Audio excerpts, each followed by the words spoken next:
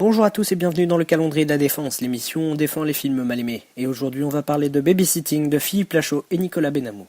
Ça va aller. Désolé Rémi.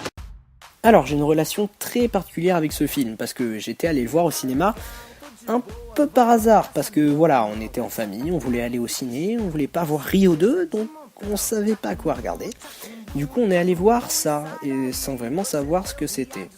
On connaissait pas la bande à Fifi, perso c'est justement après ce film que je suis devenu fan et que j'ai commencé à voir tous leurs films. Et d'ailleurs les mecs, je vous fais confiance pour Nicky Larson, hein, mais ne faites plus jamais un truc comme Épouse mon boss, quoi, je vous en supplie.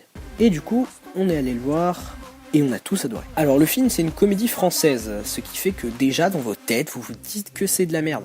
Et pourtant, le film est d'une originalité très rare dans le cinéma français. Je sais pas combien de films français ont osé faire du fan footage, mais Babysitting est clairement le meilleur représentant français de ce genre. Ça parle de Franck qui va devoir garder le gosse turbulent de son patron alors que c'est son anniversaire.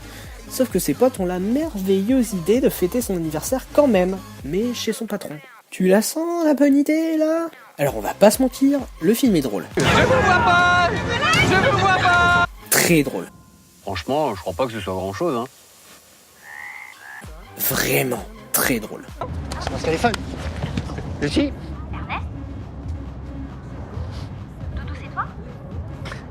Ouais, c'est Doudou, salope. C'est un de mes films français préférés. Il est original de par sa mise en scène, les acteurs sont bons. Bon sang, Vincent de Sagna est juste excellent dans ce film. Et vraiment, on passe un super moment.